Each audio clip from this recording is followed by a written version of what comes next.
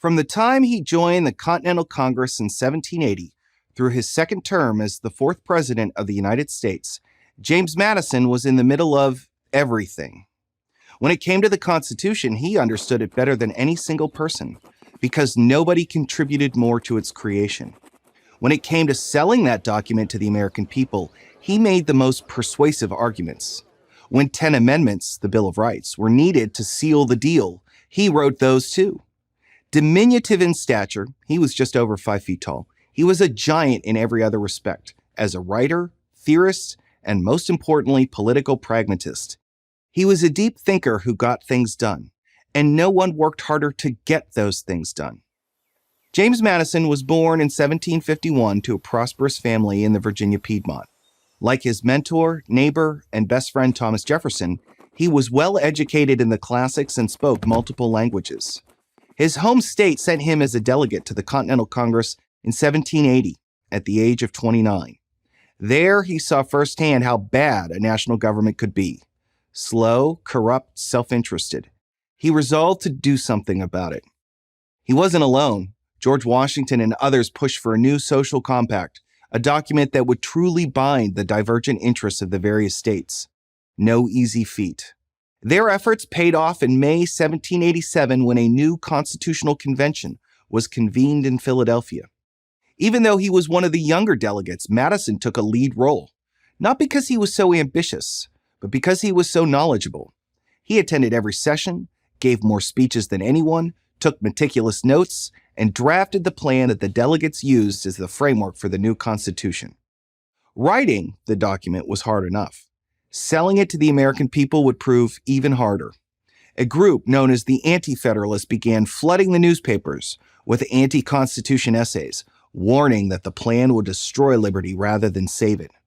Madison and New York lawyer Alexander Hamilton came to the Constitution's defense in a series of essays known as the Federalist Papers. The two men were a dynamic duo. Hamilton did the lion's share of the writing, but Madison's submissions arguably had the most impact. He carefully explained the system of checks and balances that would define the new government.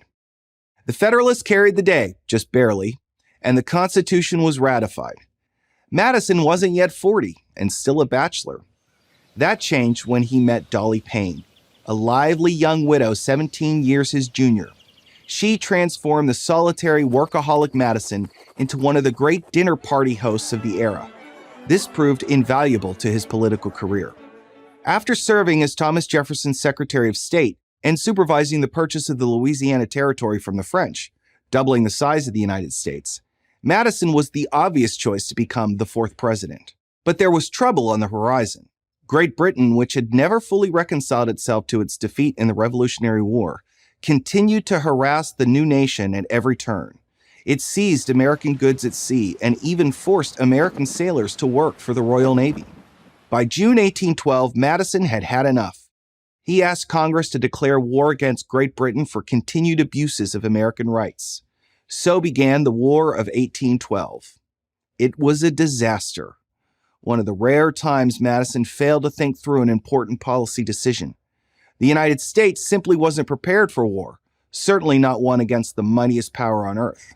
At the low point in the conflict, Madison had to flee the White House or risk capture. In the chaos, Dolly famously saved the priceless Gilbert Stuart portrait of George Washington by having it ripped from its frame.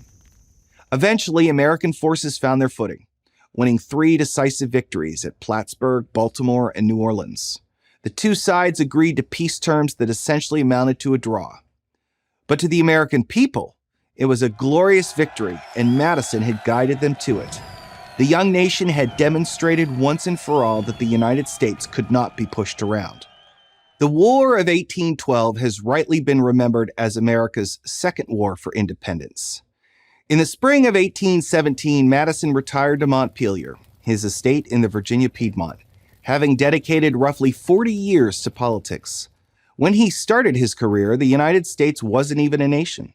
When he finished, it was well on its way to becoming a world power. Many patriots contributed to the country's success, but few, if any, did as much as James Madison. I'm Jay Cost, Senior Fellow at the American Enterprise Institute and author of James Madison, America's First Politician, for Prager University.